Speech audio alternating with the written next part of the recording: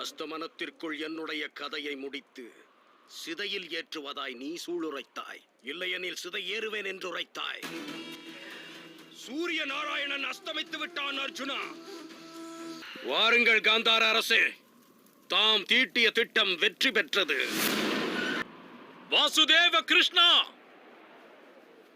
உனது சுதர்சன சக்கரத்தை கொண்டு சூரிய பிரகாசத்தை ஏன் மறைத்தார்?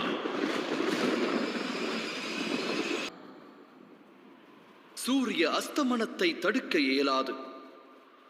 ஆனால் சூரிய நாராயணன் அஸ்தமித்ததற்கான சூழலை உருவாக்க வல்லவன் நான்.